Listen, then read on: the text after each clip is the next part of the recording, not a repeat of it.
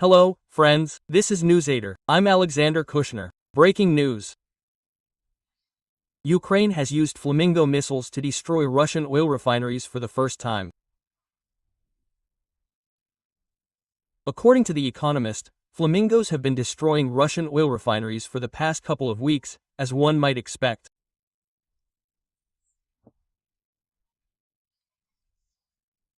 And this, in part, and this is my conclusion, may explain the increased effectiveness of such strikes and the increased number of incidents with the most remote Russian refineries being disabled, including, yes, those very same ones located just 1.00 kilometers beyond the Urals. Well, first things first. Here's what the Nevdo Economist article talks about. So, they start by saying that missiles travel much faster than drones.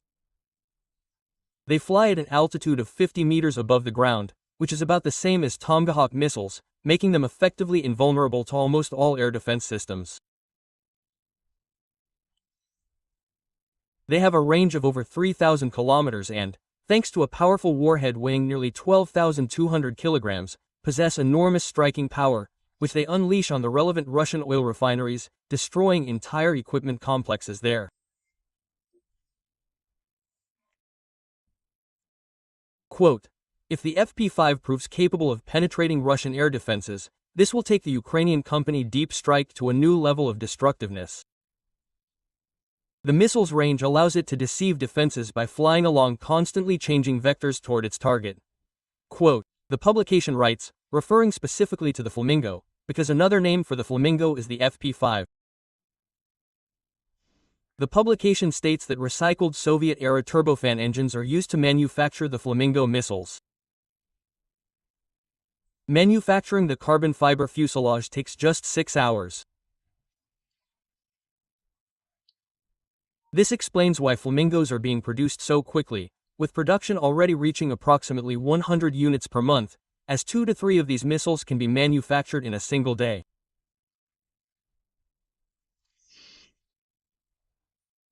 This month, in October, the quantity is expected to increase to 7 per day, as promised a couple of months ago, bringing the total to approximately 200 units per month. The price of a missile is approximately $500,000. And this, by the way, is again what we assumed. By comparison, the same American Tomahawk costs at least $2 million, if not more. This is especially true considering, for example, the recent contract with Japan, which purchased these missiles for nearly $4 or even $5 million. The fact that the range of these missiles is declared to be significantly greater than the Tomahawk, and the warhead is significantly larger than the Tomahawk's, potentially makes this missile a true game changer. The article also names other weapons with which Ukraine is currently attacking Russia. It turns out that approximately 60% of strikes are carried out by other drones from the same company, Firepoint, namely the FP-1. They reach targets at a range of 1,500 kilometers and have sophisticated software resistant to electronic jamming.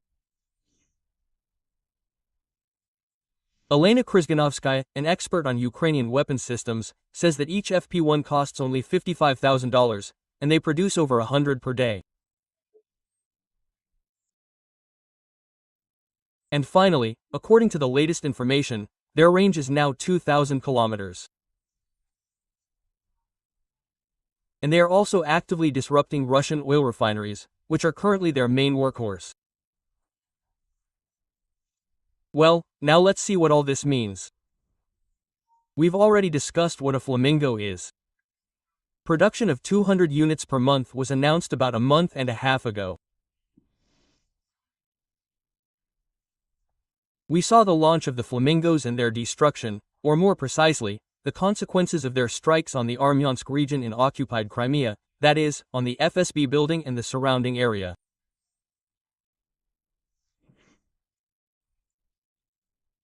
We saw that these missiles, at the very least, have the potential for high accuracy, as one of the missiles landed precisely on that building, which was actually quite small, approximately 3 by 3 meters. And yet, of course, when you read an article like this, the question always arises, where's the confirmation? And, as I said at the beginning of this video, what we've seen in recent weeks could actually be confirmation. I mean, Russian oil refineries are burning literally every day. We can't see or hear drones everywhere. And if there are no drones, that means missiles are at work. How many such missiles were used against the relevant oil refineries remains to be seen. Well, we do remember, however, that a number of such refineries were hit at ranges of 1,400 kilometers or more. Just the other day, it was reported that Orsk was hit. A refining facility there did indeed burn down. Recently, information and video footage emerged about the hit of Kennef, Russia's second-largest refinery. And there was indeed a massive fire there. And the fact that drones were involved in all of these incidents shouldn't be surprising, as drones always fly alongside missiles. Be that as it may, their purpose is also to provide air defense, distracting air defense forces from the main targets, which are actually delivering the finishing blow. Naturally, if the active use of flamingos is indeed confirmed, we'll see them sooner or later. But again, it's important to understand that there's a lot of talk about Firepint right now, with some criticizing it and others praising it. Both of these people, by the way, seem to know what a long-range strike is. One writes that it's truly astonishing that Flamingo turned out to be almost better than Tomahawk in some respects. And how did this little-known company with a relatively small staff manage to achieve such success in such a short period of time? This question hints at the company's ties to Ukrainian President Volodymyr Zelensky himself. But on the other hand, experts report that Flamingo does indeed exist. Flamingo is in production, and it's already in operation, demonstrating excellent performance, and will continue to do so. Some might say that this article in The Economist came out precisely because it is the Zelensky administration's response to those critics who are now attacking the flamingos and asking, well, where are these flamingos? Why haven't they started working actively if they are being produced? Let's say even 1 a day, not to mention 3 a day. In the end, let's hit Yelabuga. Where is that? But then again, there are many technical reasons why these missiles are not yet being used against the same plant in Yelabuga, simply because, perhaps, they have not yet been sufficiently tested on the battlefield. But on the other hand, we see that the factories are actually burning, and in fact, in many cases, the drones are not actually visible. So, it can be assumed that the flamingos are indeed working. Be that as it may, the flamingo is becoming a real factor in this game. Be that as it may, not a single source, especially an expert like the same Elena Kozhanovskaya, won't make unfounded statements about these missiles. Be that as it may, if top publications, starting with the Associated Press, now The Economist, and others, by the way, are writing about this, it means they've actually had the opportunity to review the documentation, the production process, and what these missiles actually are. We see, in part, that the authors explain why they're so cheap and why they're produced so quickly. That is, carbon fiber, old, recycled Soviet components. This is, of course, extremely interesting.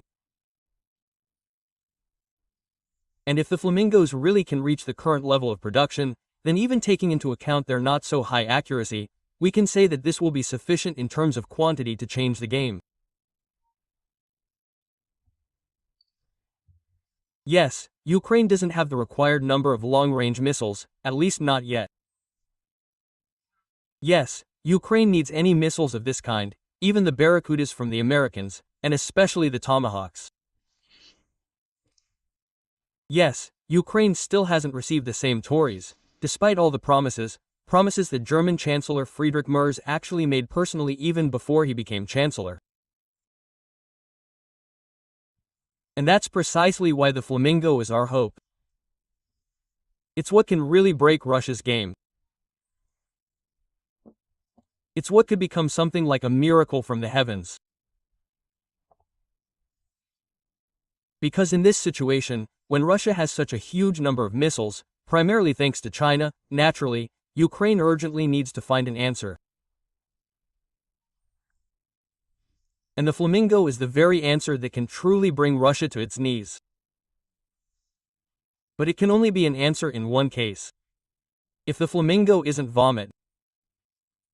If the flamingo doesn't repeat the fate of history with the 3,000 missiles promised this year, including the same Peklos and Polyanitsa.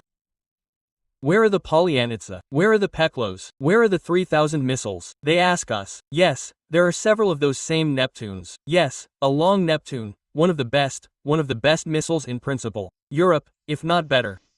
But that's extremely rare. They're a rare specimen. I'd like things to turn out differently with the flamingo.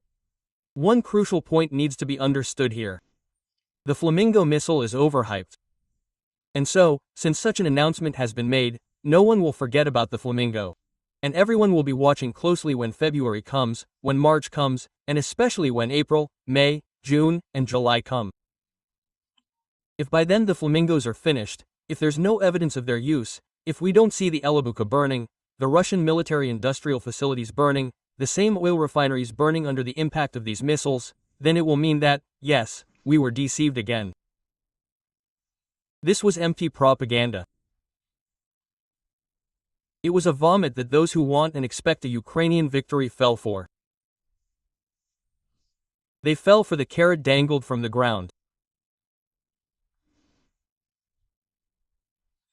But, on the other hand, if these missiles really do appear on the battlefield and prove themselves at least partially as they are presented, or at least simply attempt to use them, well, then we will say, yes, Ukraine has truly changed the game, and this is the beginning of the end for the Russian regime, because 200 missiles a month is effectively the destruction of everything Russia holds dear, from oil export capabilities to Russian enterprises that produce weapons of terror.